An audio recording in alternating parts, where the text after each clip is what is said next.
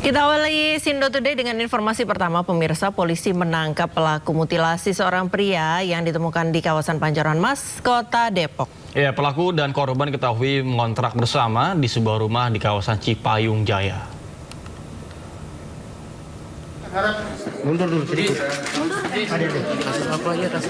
Petugas kepolisian menggelar olah TKP di rumah kontrakan tempat pembunuhan dan mutilasi seorang pria di kawasan Cipayung Jaya, Kota Depok. Olah TKP dilakukan untuk mencari bukti tambahan usai pelaku ditangkap. Menurut warga sekitar, pelaku dan korban mulai mengontrak di lokasi ini sejak beberapa bulan terakhir. Korban dan pelaku sering terlihat bersama, namun jarang bersosialisasi dengan warga. Ramadan, pemungutan kegiatan Ramadan itu sekitar 6-7 bulan yang lalu. Itu saya ketemu sama si korban dan ketemu sama si yang bunuh. Saya lagi keliling, terus kebetulan rumahnya terbuka. Saya tanya, Mas kontrak di sini? Iya Pak, Bapak RT ya? Iya. Dan tadi juga mungkin mas-mas semua, Mbak sudah tahu dari keterangan Pak Sunardi, warga saya, yang memang lebih berdekatan dan memang orangnya agak tertutup ya. Sebelumnya jasad korban ditemukan di tengah tanah lapang di kawasan Pancoran Mas. Jasad korban ditemukan dalam kondisi tangan terikat dan kedua kakinya hilang. Warga tak menduga karung yang sudah berhari-hari berada di lokasi ini berisi potongan tubuh korban.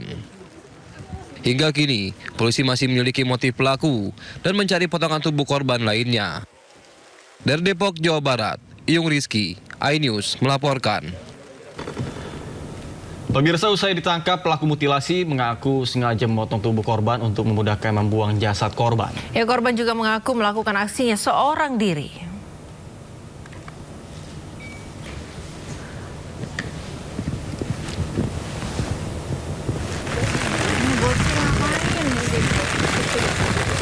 Polisi berhasil menangkap pelaku mutilasi seorang pria yang ditemukan di kawasan Pancoran Mas, Kota Depok. Dari hasil pemeriksaan, pelaku mengaku memotong tubuh korban yang merupakan rekannya sendiri untuk memudahkan membuang jasad korban. Pelaku juga mengaku membuang potongan tubuh korban ke sejumlah lokasi dan beraksi seorang diri. Usai melakukan aksinya, pelaku membuang senjata tajam yang ia gunakan. Hingga kini polisi masih mendalami motif pelaku.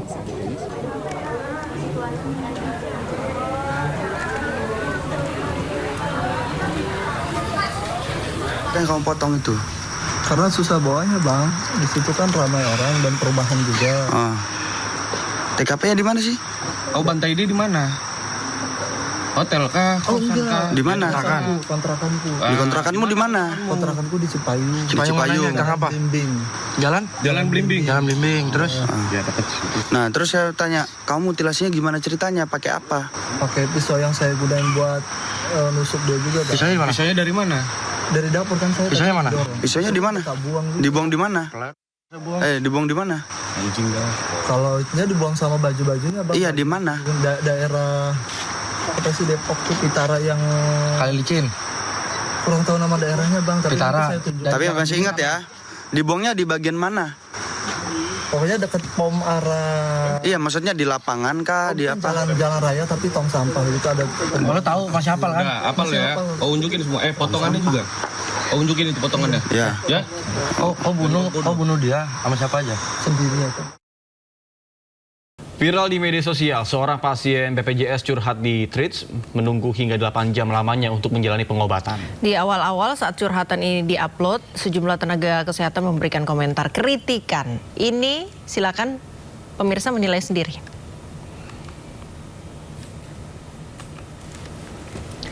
Inilah curhatan seorang pasien yang diunggah di media sosial. Dan isinya 8 jam belum dapat ruangan, gak mau spill RS-nya. Soalnya gue pakai BPJS.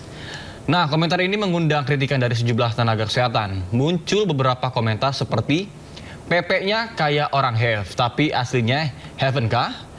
Heaven someone brain cell. Ada juga yang mengkomentar orang miskin harta, miskin ilmu, miskin akal, tapi pengen diistimewain. 8 jam sangat wajar, apalagi kalau RS rujukan nasional. Lalu ada komentar lainnya, potong aja kak nadinya, nanti juga dapat ruangan. Lalu komentar lainnya, Kalau full mau dipindahin kemana? Ke lantai. Nggak ada hubungannya dengan pakai BPJS dan nggak pakai BPJS. Yang pakai banyak. Kalau mau pindah, cepat ke ruang jenazah, kosong.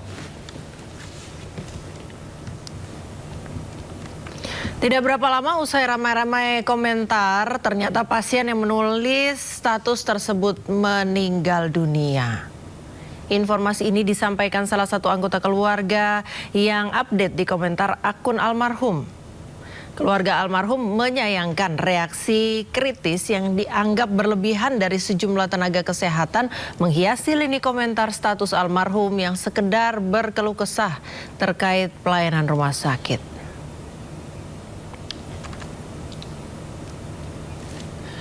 Bahkan situasi ini membuat netizen lain geram. Netizen membalas komentar-komentar kritik para tenaga kesehatan. Salah satunya menulis komentar, gimana pertanggungjawaban kalian abis ngehujat orang yang ngeluh nunggu 8 jam. Bahkan ada yang sampai komen potong nadi dan sekarang orangnya meninggal dunia. Lalu komentar lain, nothing is hidden, Allah sees you. Astagfirullah, nggak takut ngetik begini. Yang punya utas sudah meninggal. Welcome to Wall of Fame. Jejak digital para manusia minim empati.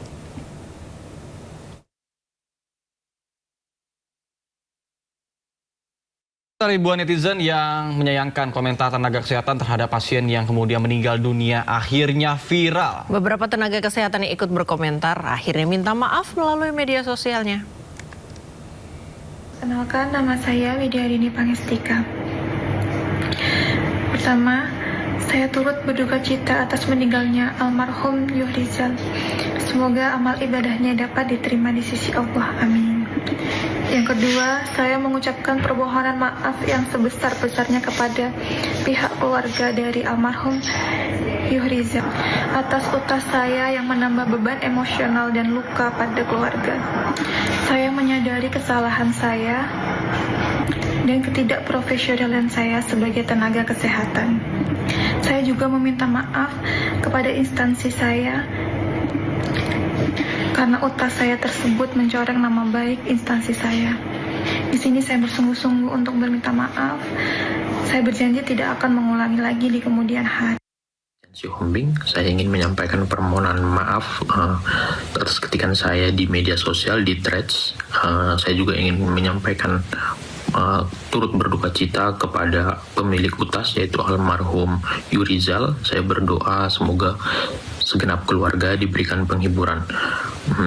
Saya bertanggung jawab penuh atas segala tulisan yang saya buat, dan jikapun nanti ada proses hukum, saya akan mengikutinya tanpa pembelaan ataupun menyewa pengacara, itu tidak akan.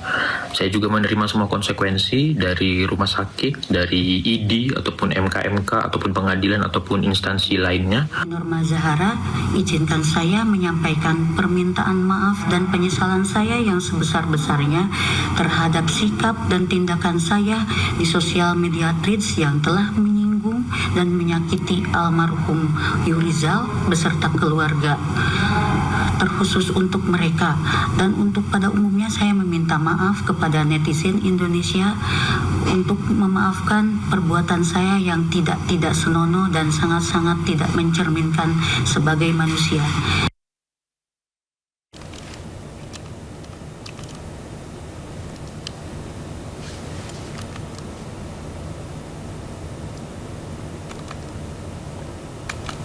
Beberapa komentar lainnya, permintaan maaf tertulis di status akun yang isinya apa yang saya tulis tidak ada hubungannya dengan tempat saya bekerja atau apapun itu, mohon maaf semuanya. Banyak diantaranya bahkan menutup akun media sosialnya. Bahkan ada juga yang minta maaf dan juga mengakui dirinya minim empati dan tidak mencerminkan sumpah profesi kedokteran. Alumni institusi pendidikan maupun penerima LPDP.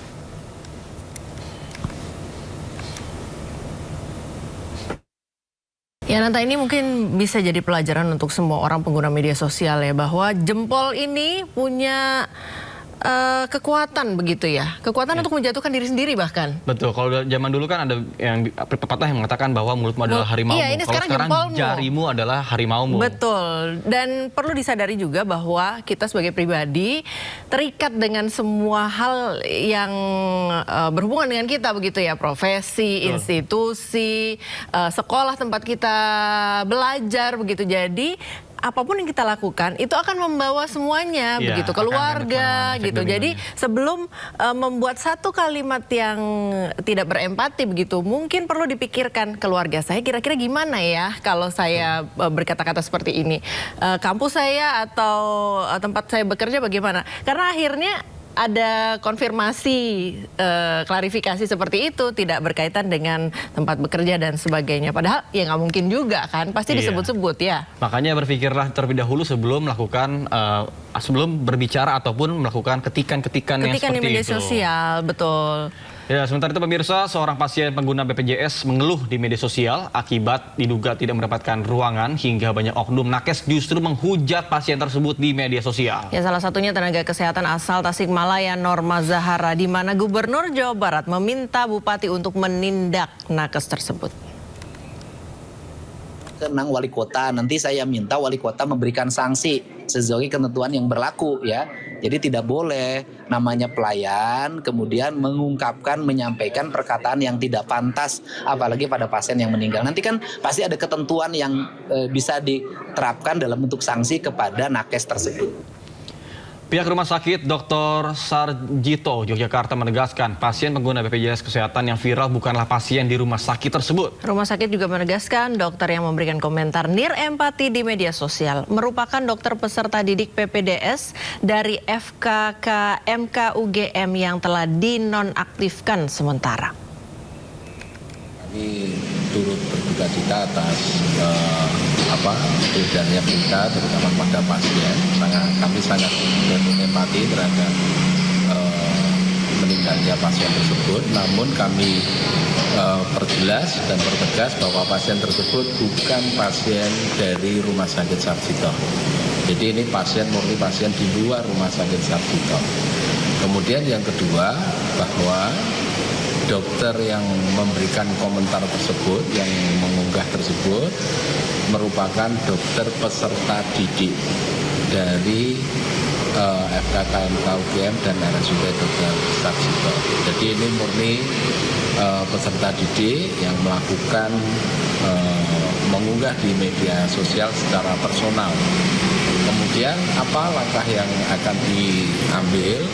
Untuk ini Rumah Sakit Sarjito dan FKK-MK memiliki sekretaris bersama pendidikan bermartabat. Tentunya yang bersangkutan nanti akan kita proses di dalam pendidikan bermartabat. Mirsa, nakes bersumpah merawat jiwa tapi empati justru sirna. Pasien BPJS Kesehatan menghembuskan nafas terakhirnya setelah usahanya mengantri berujung sia-sia. Segelintir dokter justru memberikan komentar dingin yang melukai rasa kemanusiaan lewat huruf-huruf yang dirangkai lewat ketikan. Berikut dialog Yudi Handoyo dengan pengamat komunikasi Universitas Indonesia Firman Kurniawan. Seperti apa perilaku para tenaga kesehatan yang nyinyir di medsos terhadap pasien BPJS yang akhirnya meninggal dunia? Apa yang berubah terhadap tren komunikasi masyarakat di era sekarang sebenarnya? Baik, sebelum saya menanggapi pertanyaan Mas, saya terlebih dahulu menyampaikan rasa duka cita pada keluarga yang ditinggalkan almarhum. Dan tadi saya juga melihat potongan-potongan thread statement dari para tenaga kesehatan dan juga permintaan maaf mereka. Secara umum saya melihat yang berubah dari penggunaan media sosial dibandingkan komunikasi di dunia nyata. Seringkali terasa ada jarak di dalam hal merasakan tanggung jawab ketika kita berkomunikasi di dunia nyata, ketika kita berkomunikasi secara langsung bertatap muka dengan orang lain, reaksi itu langsung didapatkan. Ketika kita melakukan atau mengeluarkan statement yang tidak sesuai, itu dengan mimik muka lawan bicara kita, dengan gerakan tubuh, itu kita akan tahu bahwa ada yang salah sehingga kita cepat-cepat mengoreksi. Nah, ketika yang kita lakukan di media sosial, itu ada jarak untuk mendapatkan respon. Dan seringkali ketika kita melontarkan pernyataan yang tidak etis, kemudian juga diperkuat oleh rekan kita, atau mungkin juga ternyata para netizen sebagian mempunyai pendapat yang sama, kita tuh merasa apa yang sudah kita lontarkan itu tidak ada yang salah, itu baik-baik saja. Nah, sehingga baru ketika beberapa saat kemudian tadi diingatkan dengan ternyata pasiennya wafat, kemudian ternyata misalnya para seniornya mengingatkan bahwa Anda sebagai tenaga kesehatan bagaimanapun lelahnya Anda harus berempati pada pasien. Nah, baru di situ tersadar. Berarti yang kemarin saya salah gitu ya, Pak Mas Firman ya? Ada yang salah seperti itu, Mas. Nah, itu satu hal. Jadi ada jarak antara realitas yang di dunia nyata dengan di dunia sosial. Yang kedua, seringkali terjadi gagap bahwa apa yang kita lakukan di media sosial kita itu kita anggap adalah ruang kita sendiri. Ini adalah akun-akun saya bangun pakai email saya, sehingga apapun yang saya lontarkan terserah saya. Nah, celakanya kalau kita lihat media ini tidak seperti media konvensional yang terbagi menjadi dua, media personal dan media massa. Ini adalah yang disebut sebagai mass self-communication. Komunikasi yang dilakukan secara mandiri tetapi efeknya secara massal. Nah, ini sering tidak disadari, ternyata sudah komen kita mengalir sampai begitu jauh dan mendapatkan reaksi dari banyak orang. Itu yang terjadi, Mas.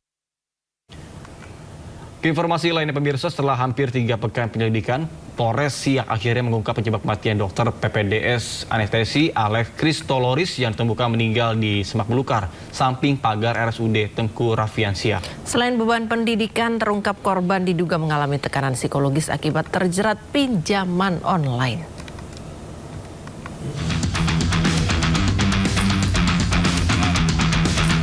Dari hasil autopsi dan memeriksa 14 saksi termasuk keluarga, polisi menyimpulkan tewasnya dokter PPDS anestesi Alex Kristoloris akibat bunuh diri.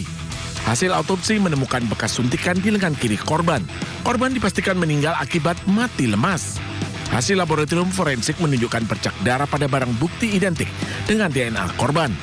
Diperkuat temuan barang bukti tas berisi perlengkapan medis dan sejumlah obat anestesi.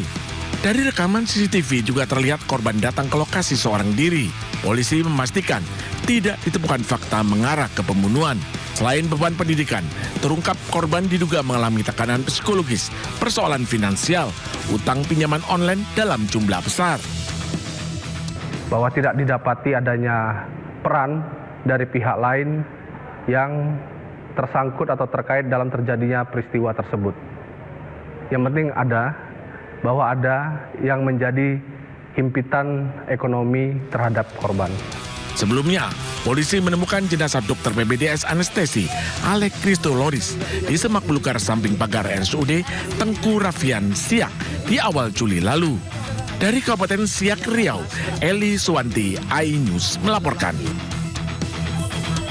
Kita ke informasi lainnya pemirsa, mantan Jampitsus Febri Adriansyah lewat tim kuasa hukumnya mendaftarkan permohonan pra-peradilan ke Pengadilan Negeri Jakarta Selatan. Tim kuasa hukum Febri menyebut menemukan setidaknya 9 kejanggalan.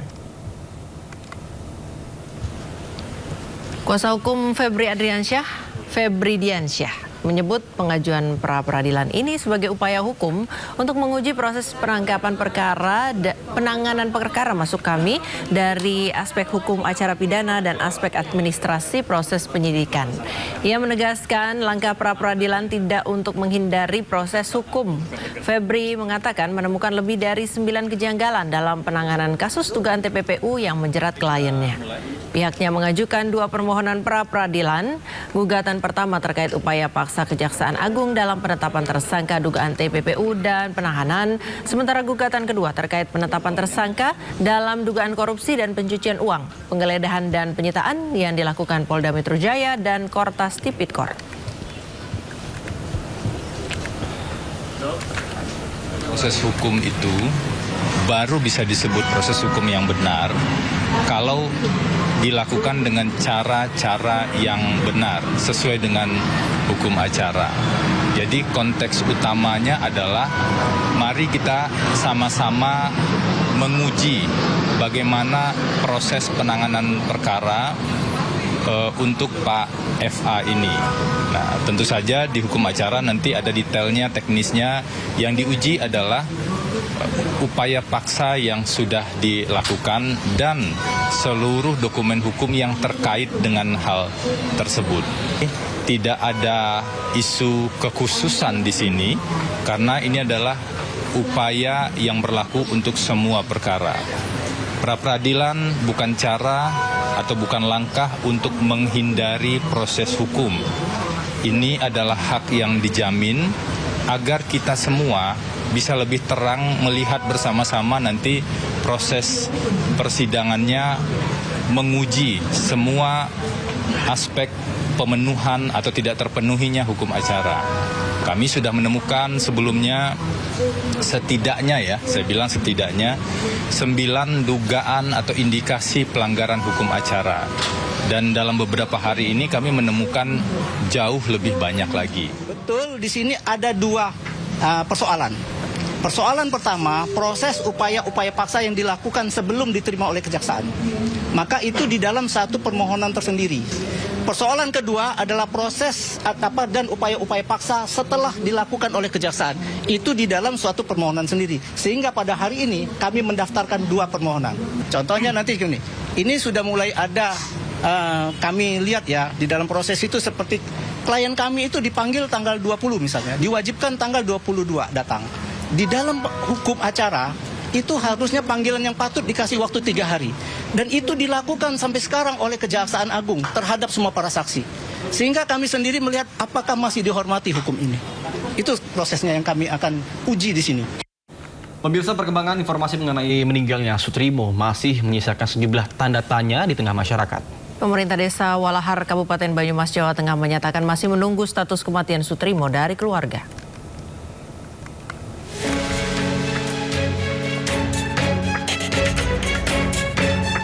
Kepala Desa Walahar Narsim mengatakan Sutrimo merupakan warga Desa Walahar, namun selama bertahun-tahun Sutrimo diketahui lebih banyak berada di luar daerah karena bekerja di lingkungan Jampitsus. Sehingga aktivitas kesehariannya di desa tidak banyak diketahui oleh masyarakat maupun pemerintah desa. Hingga saat ini pemerintah Desa Walahar juga belum mencatat secara administratif peristiwa meninggalnya Sutrimo. Hal tersebut karena pihak keluarga masih belum menyampaikan laporan resmi kepada pemerintah desa terkait status kematian yang saat ini ramai diberitakan di berbagai media. Belum data kalau di aparat desa. Belum. Iya. Artinya dia tapi warga sini, Pak. Warga sini. Belum didata dari meninggal warga sini meninggal di mana itu. Sudah masuk ke kelurahan sini. Belum masuk karena orangnya kayak masih itu disuruh ke desa aja masih trauma. Oh, keluarganya? Iya. Oh, berarti keluarganya belum sama desa itu belum komunikasi yang ini ya? Sudah komunikasi tapi kayak sekarang udah kayak tertutup. Di telepon Pak Carik aja sudah tertutup banget itu. Pada misteri kematian Sutrimo, kepolisian terus mendalami kejanggalan di balik meninggalnya Sutrimo. Polda Metro Jaya kini melibatkan pusat laboratorium forensik demi membongkar teka-teki kematiannya. Dalam olah TKP, tim penyidik mengambil sejumlah sampel untuk pemeriksaan laboratorium lanjutan. Selain mengandalkan pembuktian ilmiah melalui Puslab 4, penyidik juga mulai memanggil pihak-pihak terkait untuk dimintai keterangan. Tim Liputan iNews melaporkan. Terima kasih Anda masih bersama kami di Sindot Today. Pemirsa, 2 orang pendaki gunung piramid di Kabupaten Bondowoso yang sempat dikabarkan hilang ditemukan dalam kondisi meninggal dunia. Evakuasi keduanya pun berlangsung hingga malam hari.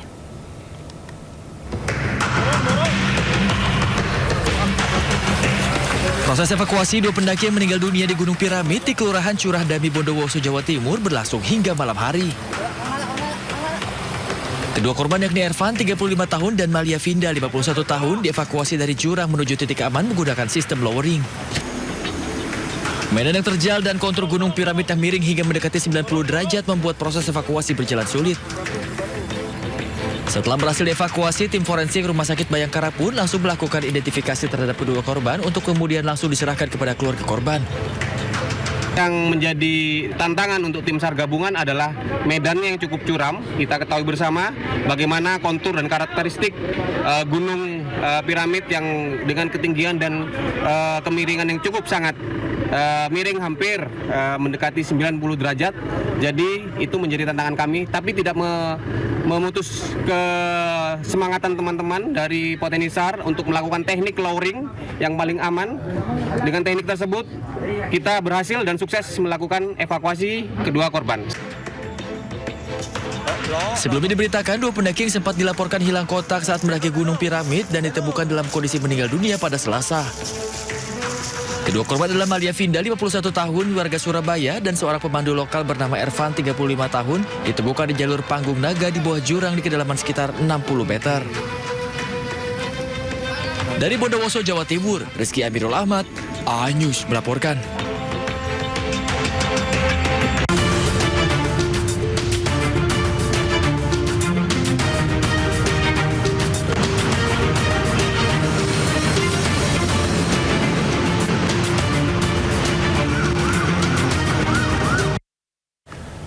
Ya pemirsa, selanjutnya kami akan mengajak Anda untuk mengetahui pantauan lalu lintas hari ini di sejumlah wilayah melalui pantauan CCTV Korlantas Polri. Dan kita sudah terhubung dengan Brigadir Sarah di studio NTMC Polri. Selamat pagi Brigadir Sarah, bagaimana pantauan arus lalu lintas di sejumlah titik di wilayah Indonesia melalui pantauan CCTV di sana? Baik, terima kasih Nata dan juga Priska, serta selamat pagi pemirsa. Kami ajak Anda untuk mengupdate informasi arus lalu lintas melalui pantauan CCTV NTMC Korlantas Polri. Dan untuk pantauan arus lalu lintas yang pertama dari flyover Cawang, di mana pada pagi hari ini dari tol dalam kota dari arah Cawang yang akan mengarah ke Grogol ini terlihat adanya peningkatan serta perlambatan kecepatan dikarenakan masih memasuki jam berangkat aktivitas perkantoran hingga pukul 10 pagi hari nanti. Waspada juga terhadap situasi arus lalu lintas yang bertambah pada jalur arteri dari arah Cawang yang akan mengarah ke Jalan DI Panjaitan ataupun dari Jalan Maijen Sutoyo. Kami menghimbau bagi Anda yang berkendara untuk tetap waspada dengan tetap mematuhi rambu lalu lintas yang berlaku dan ikuti arahan dari petugas kami yang berada di lapangan. Dan yang kedua, kita bergeser ke kawasan Simpang Tomang, Jakarta Barat, di mana situasi arus lalu lintas pada pagi hari ini dari exit tol Tangerang yang akan mengarah ke Harmoni dan juga Cawang juga dalam keadaan kondusif ramai. Peningkatan volume kendaraan juga terlihat pada kawasan ini, serta untuk kendaraan dari arah Cawang yang akan mengarah ke Grogol pada pagi hari ini dalam keadaan ramai lancar. Kami menghimbau bagi Anda yang akan berkendara untuk tetap menjaga batas aman kecepatan kendaraan Anda ataupun menjaga jarak aman kendaraan Anda dengan kendaraan lainnya. Dan yang ketiga, kita bergeser ke kawasan Comal Pemalang, Jawa Tengah, di mana situasi arus lalu lintas pada pagi hari ini dari arah Tegal ataupun juga Semarang yang akan mengarah ke Jakarta dalam keadaan relatif normal. Kami menghimbau meski lengangnya situasi arus lalu lintas pada kawasan ini juga tetap harus berhati-hati dengan tetap menjaga batas aman kecepatan kendaraan Anda ataupun juga mengantisipasi terhadap banyaknya angkutan umum yang berhenti untuk menaik turunkan penumpang. Dan yang terakhir, kita bergeser ke kawasan Simpang Caritas, Palembang. Situasi arus lalu lintas pada pagi hari ini dari Jalan Jenderal Sudirman yang akan mengarah ke Jalan Kolonel Atmo dalam keadaan ramai. Antrian kendaraan ini terlihat pada traffic light, selepasnya kendaraan dapat melaju dengan kecepatan normal. Selalu berhenti di belakang garis stop saat Anda berada pada traffic light. Patuhi marka jalan dengan tidak menerobos traffic light untuk keamanan dan keselamatan diri Anda ataupun pengendara jalan lainnya. Dan dapat kami informasikan berdasarkan data IRSMS Korlantas Polri, angka kecelakaan lalu lintas di seluruh Indonesia 1 kali 24 jam terjadi sebanyak 243 kasus laka lantas dengan rincian 21 meninggal dunia, 30 luka berat, dan 357 luka ringan. Dari 243 kasus laka lantas tersebut, 79% didominasi oleh kendaraan roda 2. Untuk itu pastikan Anda berkendara dalam keadaan yang prima, tidak melakukan aktivitas yang dapat mengganggu konsentrasi Anda saat mengemudi seperti bermain handphone untuk keamanan selama perjalanan Anda. Dan untuk informasi tentang kondisi arus lalu lintas, Anda dapat menghubungi call center kami di 1500669. Demikian informasi arus lalu lintas yang dapat kami sampaikan pada pagi hari ini. Stop pelanggaran, stop kecelakaan, keselamatan untuk kemanusiaan. Salam presisi, kembali ke Nata dan juga Priska. Terima kasih Brigadir Sara melaporkan langsung dari studio NTMC Polri Jakarta. Selamat bertugas kembali dan salam presisi.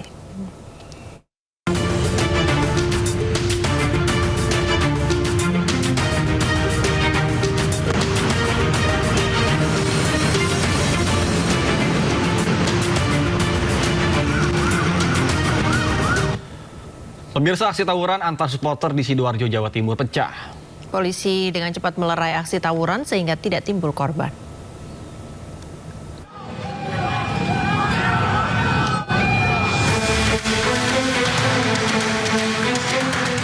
Aksi tawuran dua kelompok supporter di Sidoarjo, Jawa Timur pecah. Tawuran terjadi saat puluhan supporter bonek mania berkumpul usai melaksanakan nonton bareng antara Persebaya versus Arema Malang mendadak diserang massa tak dikenal.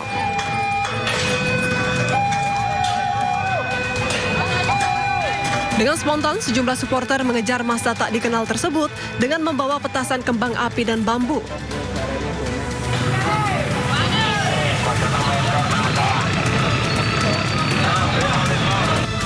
Akibat tawuran tersebut, polisi berhasil melerai aksi bonek mania sehingga kericuhan bisa diredam.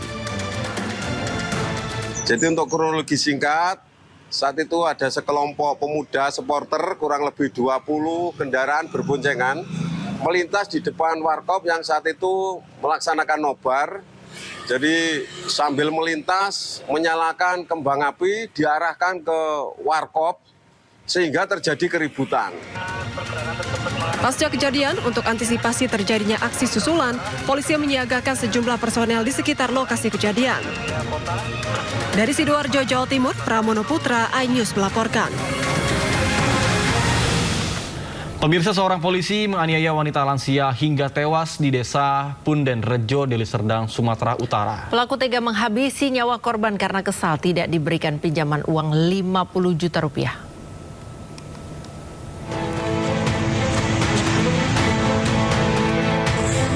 Seorang oknum polisi anggota Sabhara Polresta Deli Serdang membunuh wanita lansia berusia 69 tahun di desa Punden Rejo, Deli Serdang, Sumatera Utara. Pelaku yang merupakan tetangga korban tega membunuh lantaran tak diberi pinjaman uang 50 juta rupiah. Selain membunuh korban, pelaku juga mencuri anting emas korban senilai 3 juta rupiah. Pelaku ditangkap di jalur lintas Sumatera Kota Tebing Tinggi saat hendak melarikan diri. Oleh petugas, pelaku mengakui perbuatannya. Si pelaku ini ingin meminjam uang korban sekitar sebesar 50 juta. Namun dari pihak korban tidak menyanggupi. Karena tidak menyanggupi itu, dari si pelaku pun melakukan penganiayaan, pukul korban dan menikam korban. Pelaku ditangkap di mana, Bang? Kalau di daerah Tebing Tinggi, di jalan lintas Sumatera di Tebing Tinggi. Peristiwa ini terjadi pada 31 Juli lalu. Warga dihebohkan dengan penemuan jasad korban di rumahnya sendiri. Korban ditemukan dengan luka tusuk di leher serta luka lebam di wajah. Dari Deli Serdang, Sumatera Utara, Amiruddin, iNews melaporkan. Pemirsa, petugas gagalkan penyelundupan narkoba dari Malaysia melalui Bandara Internasional Juanda, Surabaya. Pelaku seorang warga negara Malaysia menyembunyikan 990 gram sabu dan lebih dari 1.000 pil ekstasi di dalam korset.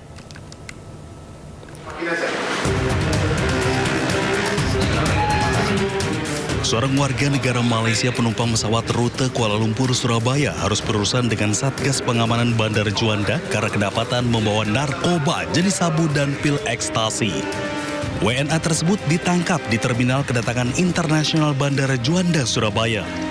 Untuk mengelabui petugas, pelaku menyelipkan barang haram tersebut di balik korset yang dililitkan ke tubuhnya. Petugas menyita 4 bungkus sabu seberat 990 gram dan 1089 butir pil ekstasi yang dibungkus dalam 4 plastik senilai 2,79 miliar rupiah. Pelaku mengaku nekat menjadi kurir narkoba jaringan internasional dari Malaysia ke Indonesia karena butuh uang untuk bayar utang pribadinya. Ini dibawa oleh penumpang yang berasal dari Malaysia dengan pesawat yang naik pesawat Batik Air UD 352. Untuk proses hukum lebih lanjut, seluruh barang bukti berikut pelaku diserahkan ke penyidik Satres Narkoba Polresta Sidoarjo. Dari Sidoarjo, Jawa Timur, Pramono Putra, iNews melaporkan. Wah, narkoba disembunyikan di korset, tak? Waduh, tapi kalau misalnya korset, Kak Priska ngomong pakai korset juga nggak? Pakai, saya pakai korset ya? untuk menyembunyikan lemak-lemak di perut ini. Kalau itu buat nyembunyiin narkoba harus sesuai peruntukannya dong ya kalau pakai benda itu ya. Tapi mau bagaimanapun disembunyikan di tempat apapun ya, namanya sekarang teknologi ini udah canggih banget, terutama di bandara ya. Mau Iya, cepat atau lambat akan ketahuan. Iya. Seperti yang kasus kemarin juga ada pilot warga negara asing juga yang bawa narkoba melalui pintu khusus kru penerbangan. Kabin, itu kedua kalinya mungkin tidak terdeteksi, tapi mungkin sudah dicurigai, sehingga yang ketiga kalinya akhirnya diringkus juga. Tanggal apes nggak ada yang tahu intinya. Dan kebayang nggak sih kalau ternyata positif juga nih, positif juga. Kebayang lagi terbang di ketinggian 32.000 kaki. Urinnya positif loh. Iya, dia lagi kenceng tuh. Waduh, gimana deh tuh. Tiba-tiba adrenalinnya kayak pesawat tempur kan, manuvernya kan agak ngeri tuh. Oh, itu nggak bisa. Nggak bisa. Aduh.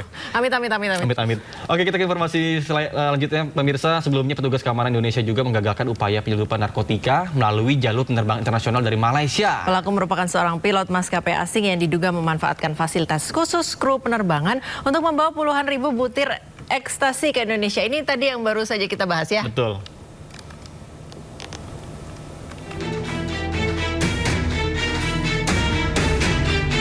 Petugas Bea Cukai Soekarno-Hatta bersama Ditipid Narkoba Bareskrim Polri berhasil mengungkap kasus penyelundupan narkotika yang melibatkan seorang pilot maskapai penerbangan asing Malaysia Airlines. Saat dilakukan pemeriksaan terhadap bagasi kru, petugas menemukan 14 bungkus berjumlah 70.114 butir ekstasi yang disembunyikan di dalam koper milik tersangka. Penyidik juga menemukan 4 gram metapetamin atau sabu yang diduga digunakan untuk keperluan pribadi. Tersangka diduga memanfaatkan status pilot yang selama ini mendapatkan jalur pemeriksaan khusus sebagai kru agar barang haram dapat lolos dari pengawasan. Sementara itu, hasil tes urin yang dilakukan Dokes Polri menunjukkan tersangka positif mengandung MDMA, metapetamin, dan kokain. Temuan ini menguatkan dugaan bahwa tersangka merupakan pengguna narkotika saat menjalankan tugas sebagai pilot. Jadi satu perlakuan khusus itu memang diberikan kepada pilot. Ini seluruh dunia. Kru pilot itu pasti dapat perlakuan khusus karena mereka dianggap low risk. Kalau teman-teman naik ke bandara, jalur pilot tersendiri, jalur kru pilot tersendiri. Kemudian juga mungkin penanganan bagasinya tersendiri. Hal itulah yang mungkin membuat sindikat merasa melalui pilot ini aman. Berdasarkan hasil pemeriksaan sementara, tersangka mengaku telah 3 kali membawa narkotika ke Indonesia. Penyidik Bareskrim Polri menduga tersangka merupakan bagian dari jaringan narkotika internasional. Dari Tangerang, Banten, Hasnugara, iNews melaporkan.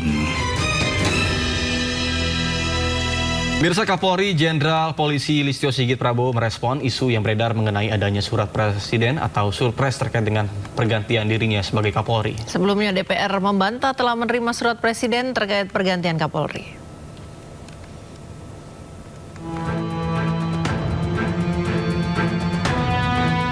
Kapolri Jenderal Polisi Listio Sigit Prabowo merespon isu yang beredar mengenai adanya surat presiden atau surpres terkait pergantian dirinya sebagai Kepala Kepolisian Negara Republik Indonesia. Menurut Listio, keputusan mengenai pergantian Kapolri sepenuhnya merupakan hak prerogatif Presiden Prabowo Subianto.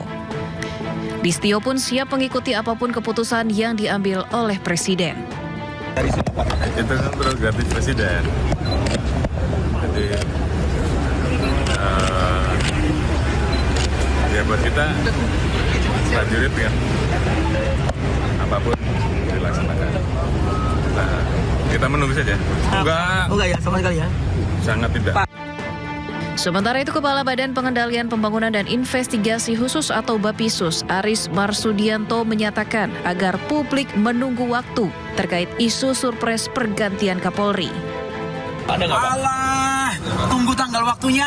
Tapi bener nggak sih, Pak, udah diserahkan? Jabatan di dunia pasti akan diganti. Tidak ada yang tidak diganti kan begitu. Tinggal waktunya tergantung Pak Presiden. Sudah dikirim ke DPR belum, Pak?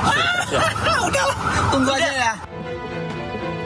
Sebelumnya Ketua Komisi 3 DPR RI menjawab tidak ada surat presiden atau surpres berisi nama pengganti Kapolri Jenderal Listio Sigit Prabowo yang diterima hingga isu pergantian Kapolri tidaklah benar. Menyampaikan klarifikasi bahwa tidak benar kalau dikatakan ada surat presiden kepada DPR RI yang berisi tentang pergantian Kapolri. Kami benar-benar telah mengecek kepada pimpinan DPR, ya, yang juga pimpinan DPR sudah mengecek kepada pihak terkait di istana bahwa memang tidak ada pengiriman surat presiden terkait pergantian Kapolri tersebut. Rumor pergantian Kapolri bukan kali pertama mencuat. Isu serupa sempat muncul pada akhir Agustus 2025 saat demonstrasi berujung ricuh dan memicu desakan publik agar Kapolri mundur dari jabatannya. Sementara jika dilihat dari usia, Listio masih bisa menjabat sekitar 3 tahun lagi atau tahun 2029 sebelum masuk masa pensiun. Tim Liputan iNews melaporkan. Pemirsa, Menkyu Republik Indonesia Purbayu Sadewa tegas menyebut gaji manajer Kopdes bukanlah 16 juta rupiah. Menurutnya angka tersebut terlalu besar. Meski demikian, Purbaya mengaku belum mengetahui angka final gaji manajer Kopdes.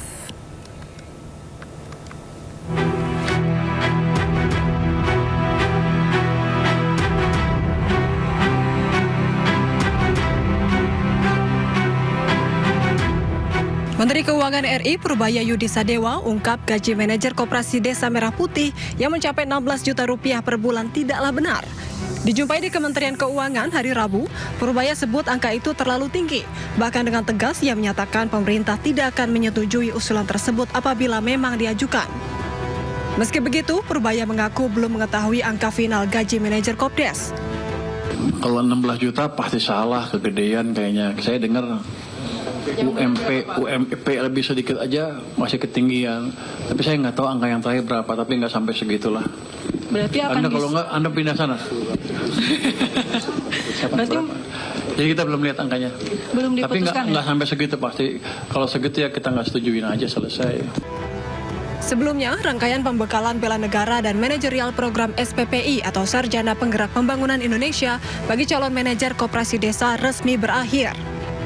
Diklat yang berlangsung sejak 17 Juni hingga 31 Juli ini berhasil meluluskan sebanyak 33.785 peserta. Mereka telah dibekali wawasan kebangsaan serta manajemen kepemimpinan untuk menjadi penggerak ekonomi desa dan kawasan pesisir. Sebagai langkah pengabdian, para lulusan SPPI ini siap diterjunkan dan ditempatkan secara langsung di 1021 unit koperasi yang sudah mulai beroperasi penuh. Tim Liputan iNews melaporkan. Pemirsa, Menteri Desa dan Pembangunan Daerah Tertinggal membantah narasi yang menyebut pemerintah melarang aktivitas usaha dalam radius 2 km dari Koperasi Desa Merah Putih. Menteri Desa dan Pembangunan Daerah Tertinggal Yandri Susanto menegaskan pemerintah tidak pernah mengeluarkan pernyataan yang mengarah pada kebijakan penutupan warung rakyat. Menurutnya, narasi tersebut merupakan informasi palsu yang diduga dibuat menggunakan teknologi kecerdasan buatan atau AI dan sengaja disebarkan untuk menyesatkan masyarakat. Pemerintah pun telah melaporkan penyebar informasi tersebut kepada aparat penegak hukum untuk ditindak sesuai dengan hukum yang berlaku. Yang bilang Mendes mau nutup warung, melarang 2 km radius tidak boleh ada warung kelontong, itu sekali lagi kami tegaskan, kami tidak pernah menyampaikan itu dan itu dibuat dengan teknologi AI. Jadi tidak perlu masyarakat percaya dan hentikan provokasi seperti itu karena sangat mengganggu stabilitas nasional, terutama kehidupan bermasyarakat di desa. Saya punya kepentingan supaya ada keguyupan, kekompakan, tidak ada narasi-narasi negatif dan memang kami tidak pernah melakukan pernyataan itu. Sementara Kepala BGN, Sudaryono, menyebut pihaknya tidak menutup kemungkinan melibatkan kepolisian terkait dengan keracunan MBG apabila ditemukan unsur kesengajaan dan sabotase pada SOP makan bergizi gratis.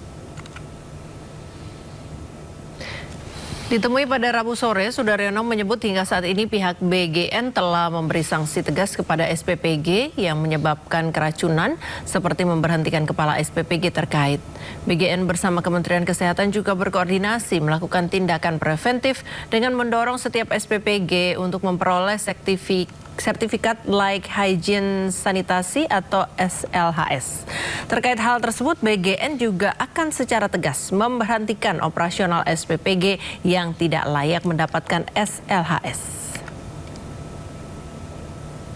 Laporannya sudah ada, hasil labnya juga sudah ada. Jadi memang kita identifikasi ada beberapa makanan yang ada bakteri E. coli-nya. Bukan hanya semangka, tapi ada beberapa makanan lain. Dan kita juga sudah melihat masalahnya ada prosesnya di mana, dan kita sudah memberikan masukan ke BGN mengenai masalah-masalah yang terjadi di SPPG tersebut. Memang kita juga tadi duduk bersama mengajak masukan dari para ahli, karena ini kan udah banyak SPPG-nya. Ada aja selalu kekurangan-kekurangan. Ya. Dari sisi LSHS, saya udah dapat komitmen dari beliau akan pastikan itu semuanya dapat dalam waktu yang relatif. Terima kasih Anda masih bersama kami di Sindo Today bersama Senata Arman dan Priska Papilaya. Pemirsa, sebuah kapal kargo terkena serangan proyektil di timur laut Al-Hasab, Oman dekat Selat Hormuz. Hingga kini belum ada pihak yang mengaku bertanggung jawab terhadap serangan ini. Asap tebal mengepul dari kapal kargo yang terkena serangan proyektil. Menurut laporan United Kingdom Maritime Trade Operation, kapal ini terkena proyektil pada jam 2 pagi waktu setempat. Serangan terjadi sekitar 23 mil laut di timur laut Al-Hasab, Oman di dekat Selat Hormuz. Proyektil mengenai ruang mesin dan juga akomodasi kru. Laporan sementara satu anggota awak masih hilang, sementara kapal dalam kondisi tidak bisa berlayar. Hingga kini penyelidikan masih berlangsung dan belum ada pihak yang menyatakan bertanggung jawab atas serangan ini.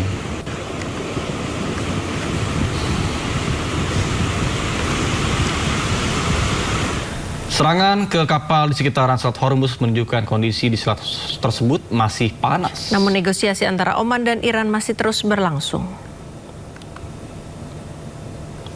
Iran dan Oman terus bernegosiasi terkait Hormuz. Pertemuan keduanya berpotensi memperkuat kendali Teheran atas Selat Hormuz. Kedua negara negosiasikan skema baru, diantaranya kapal yang memasuki teluk akan melewati jalur yang dikontrol Iran, sementara kapal yang keluar menggunakan jalur di sisi Oman. Biaya jasa akan dibagi rata antara kedua negara.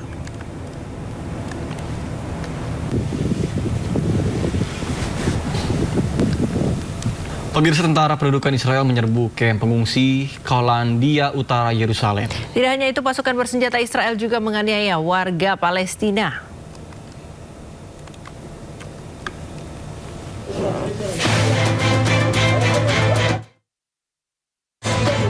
Seorang pemuda Palestina mengalami penganiayaan oleh sekelompok tentara pendudukan Israel di kamp pengungsi Kaulandia Utara Yerusalem yang diduduki. Penganiayaan dan pemukulan terjadi saat tentara pendudukan Israel melakukan penyerbuan dan mengepung kawasan. Pasukan memasuki kawasan permukiman padat, menggeledah rumah warga, serta menginterogasi paksa sejumlah warga Palestina.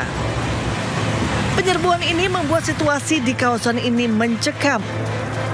Terlebih pasukan bersenjata Israel bergerak dari satu kawasan ke kawasan lainnya.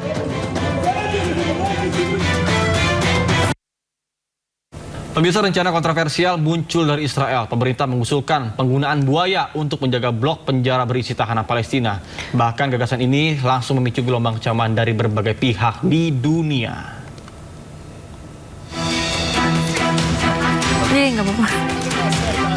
Menteri Keamanan Nasional Israel Itamar Ben-Gvir bersama Menteri Perlindungan Lingkungan Idit Silman mengunjungi penjara Ketziot untuk mempromosikan rencana kontroversial menempatkan buaya di sekitar blok berkeamanan tinggi yang menantang Palestina. Dalam kunjungan tersebut, mereka menyatakan bahwa siapapun yang menyerang rakyat Israel akan berakhir tidur dikelilingi buaya. Menurutnya, langkah itu dimaksudkan untuk mengirim pesan yang tegas kepada para tahanan. כאן במקום הזה אמורים להיות תנינים. בית המשפט הוציא צו, עוד פעם בית משפט שקובע שוב מקלות בגלגלים בכל תוכנית שאנחנו עושים, אז זה פשוט מדהים כמה זה מפחיד אותם, גם בעזה, גם ביהודה ושומרון.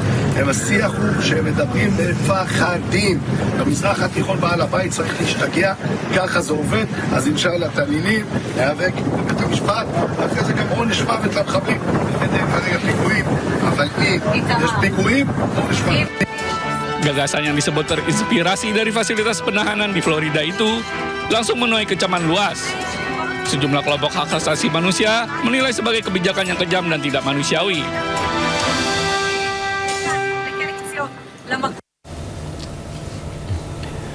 Pemirsa, Perdana Menteri Israel Benjamin Netanyahu menegaskan militer Israel tak akan menarik pasukannya dari jalur Gaza sebelum persenjataan Hamas dilucuti. Perkataan Netanyahu menanggapi pernyataan Presiden Amerika Serikat Donald Trump terkait kesepakatan pelucutan senjata Hamas.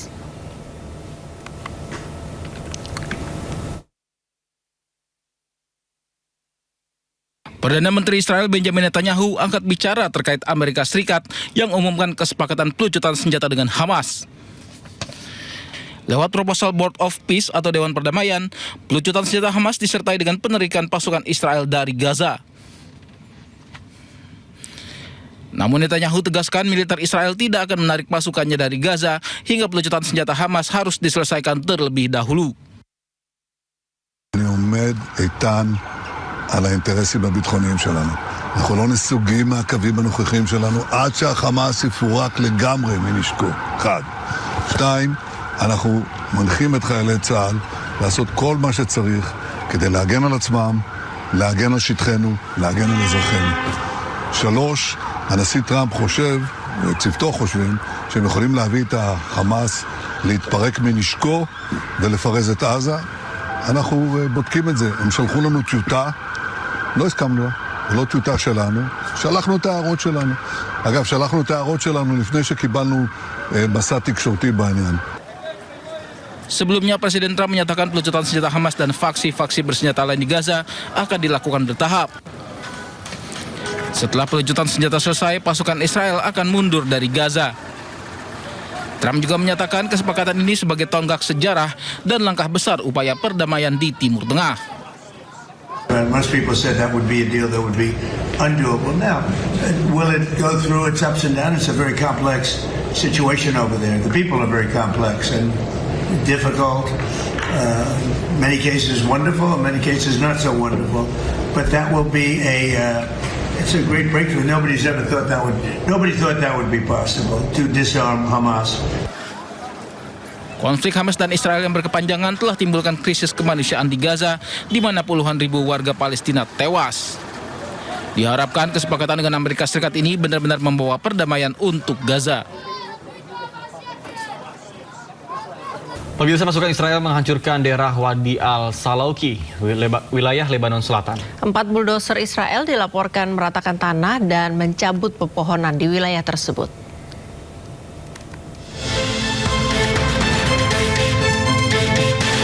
Pasukan militer Israel kembali menghancurkan wilayah Lebanon Selatan. Buldozer milik militer Israel meratakan tanah dan mencabut pepohonan di daerah Wadi al-Salauk dekat kota Shakra. Rekaman video menunjukkan buldozer beroperasi di sepanjang jalan di lembah, sementara sebuah drone terbang di atasnya. Media Lebanon melaporkan bahwa 4 buldozer Israel dikerahkan untuk meratakan tanah di wilayah tersebut.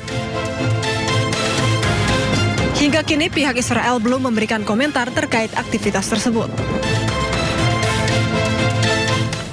Pemirsa, di tengah gencatan senjata, Israel terus menyerang Lebanon. Serangan dilakukan tengah malam tanpa peringatan.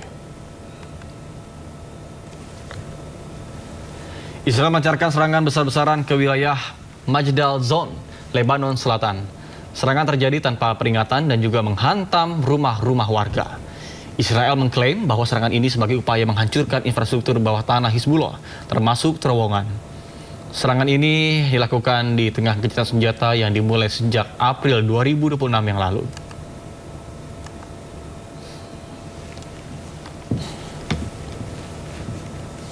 Sementara itu pemirsa, negosiasi antara Israel dan Lebanon terus digelar. Pembicaraan berfokus pada pembentukan zona percontohan baru di Lebanon Selatan. Pertemuan antara delegasi Israel dan Lebanon digelar di Roma, Italia. Pertemuan keduanya dimediasi oleh Amerika Serikat. Menurut laporan media setempat, pembicaraan berfokus pada pembentukan zona percontohan baru di Lebanon Selatan. Tidak hanya itu, pasukan Israel pun sepakat untuk mundur dari dan menempati zona percontohan. Sebelumnya pada hari Selasa, pemimpin Hizbullah Naim Qassem mengatakan bahwa negosiasi antara Lebanon dan Israel tidak akan membawa apapun selain rasa malu, penghinaan, dan kompromi berturut-turut bagi Lebanon.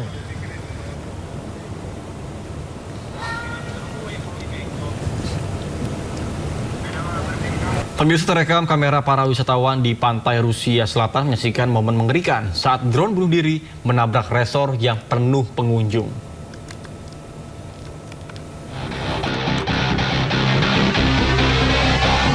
Para wisatawan di pantai ini menyaksikan momen mengerikan saat drone menabrak resort yang penuh pengunjung. Rekaman dari resort Landesik di Laut Hitam di Krasnodar, Rusia Selatan menunjukkan pesawat tak berawak turun sebelum meledak menjadi bola api. Kementerian Kesehatan Rusia mengatakan 7 orang tewas, termasuk 3 anak-anak, dan 58 lainnya terluka dirawat di rumah sakit. Ukraina belum memberikan komentar terkait insiden tersebut. Berulang kali Kiev membantah menargetkan warga sipil.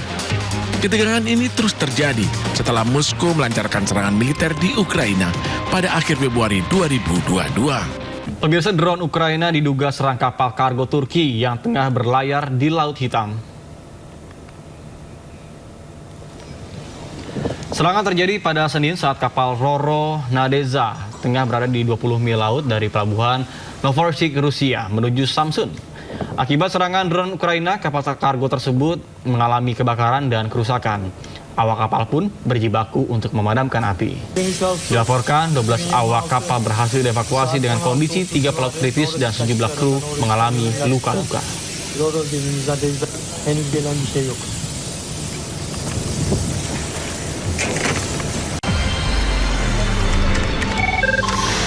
Sumber dari berbagai sumber berita aktual.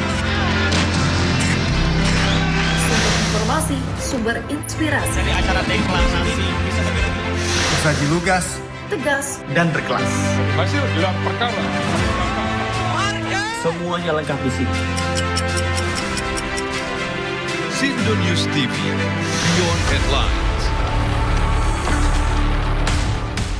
Agak naif kalau kita bilang ini tidak ada kaitan dengan politik. Inilah arena politik. Anda bisa nggak sebelum 17 Agustus perkara ini udah P21? Sikap dari pemerintah jelas. Ini bukan sekedar dimensi hukum. Di balik setiap strategi, ada fakta yang harus diuji. Hukum harus ditegakkan di atas prinsip objektivitas. Arena Politik, setiap Jumat pukul 8:30 malam, hanya di Sindo News.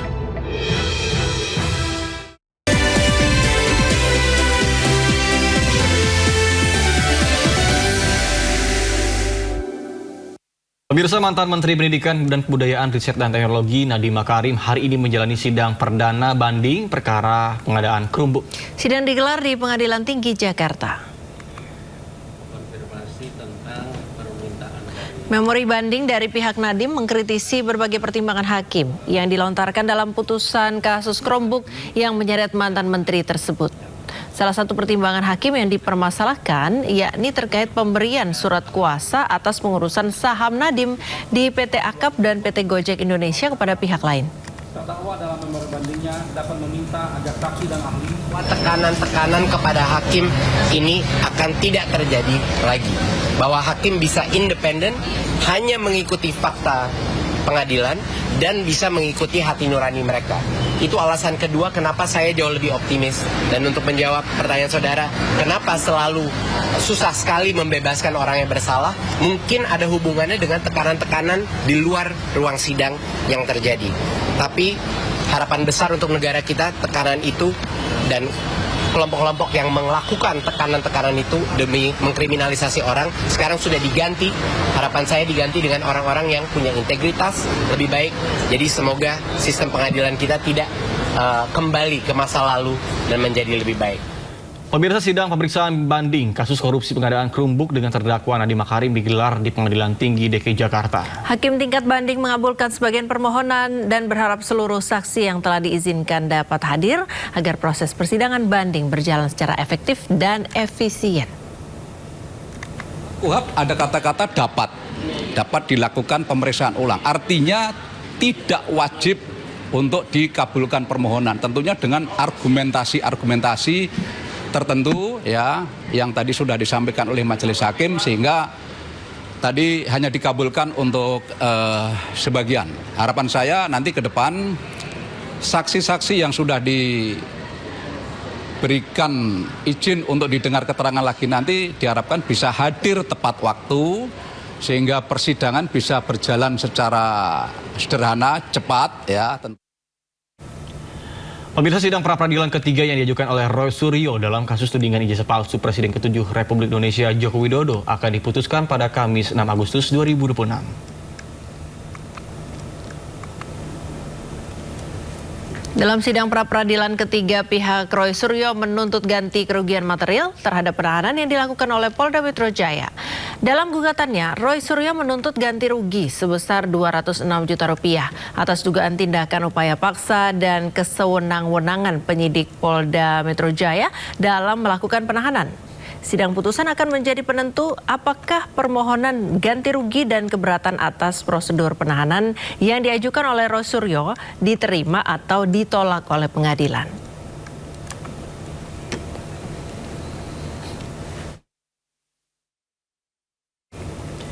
Pemirsa, untuk mengetahui informasi terkini sidang Roy Suryo, ada rekan Salam Pulungan dan juga juru kamera Ahmad Putra yang kini berada di kawasan Pengadilan Negeri Jakarta Selatan. Ya, selamat pagi, Salam. Apakah sidang putusan Roy Suryo sudah dimulai? Silakan dengan laporan Anda. Ya, Nata, Priska, dan juga pemirsa, rencananya pada pukul 9 pagi hari nanti sidang pra-peradilan ketiga Roy Suryo dengan agenda pembacaan putusan ini akan digelar di Pengadilan Negeri Jakarta Selatan, di mana dalam sidang kali ini merupakan tahap akhir dari proses pra-peradilan yang berfokus pada permohonan ganti rugi atas penangkapan dan juga penahanan terhadap Roy Suryo oleh penyidik dari Polda Metro Jaya yang sebelumnya ini telah dinyatakan tidak sah oleh Pengadilan Negeri Jakarta Selatan dalam sidang pra-peradilan terdahulu. Dan memang dari kedua belah pihak, baik itu juga termohon dan juga pemohon, ini juga sudah sama-sama menyampaikan dari alat bukti yang ada, kemudian juga menghadirkan saksi dan juga ahli, kemudian juga pada hari kemarin sudah melampirkan dari kesimpulan kepada hakim tunggal, di mana memang kalau kita ketahui secara bersama juga bahwa dari pihak Roy Suryo ini juga optimis bahwa dari kubunya ini akan memenangkan ataupun juga hakim ini akan mengabulkan dari permohonan yang diajukan pada jilid ketiga ini. Tapi dari pihak penyidik Polda Metro Jaya selaku pihak termohon ini juga sama-sama optimis bahwa terkait dengan penangkapan, penggeledahan dan juga penahanan ini sudah sesuai dengan hukum yang berlaku, dan nantinya dari hakim tunggal ini akan membacakan terkait dengan sidang putusan yang akan digelar pada hari ini. Apakah nantinya hakim tunggal ini akan menerima atau menolak, kita akan saksikan secara bersama bagaimana nantinya jalannya persidangan yang akan digelar pada pagi hari nanti, kurang lebih pada pukul 9 atau pada pukul 10 pagi hari nanti. Dan memang rencananya pasca dari putusan sidang pra-peradilan ketiga, nantinya pihak Roy Suryo akan mengajukan dari sidang pra-peradilan jilid keempat dengan agenda Roy Suryo ini meminta agar pencekalannya ke luar negeri ini dicabut atau ditolak begitu. Nata, Priska. Ya, baik, terima kasih Salam Pulungan dan juru kamera Ahmad Putra melaporkan langsung dari Pengadilan Negeri Jakarta Selatan. Selamat bertugas kembali rekan-rekan. Informasi olahraga, pemirsa, Timnas Indonesia bertolak ke Singapura melalui VIP Bandara Soekarno-Hatta Tangerang, Banten pada hari Rabu sore. Skuad Garuda bakal melakoni laga hidup mati kontra Singapura pada hari Jumat. Timnas Indonesia berangkat ke Singapura dengan misi lolos ke semifinal ASEAN Hyundai Cup 2026. Tak ada opsi lain bagi pasukan pelatih John Hartman kecuali menang. Pelatih Timnas Indonesia John Hartman memastikan pasukannya dalam kondisi prima dan siap tempur. Meski bermain di kandang lawan, Hartman yakin Rizky Ridho dan kawan-kawan bakal bermain dengan nyali dan semangat yang tinggi. Hartman meminta anak asuhnya melupakan kekalahan dari Vietnam dan fokus untuk mengalahkan Singapura.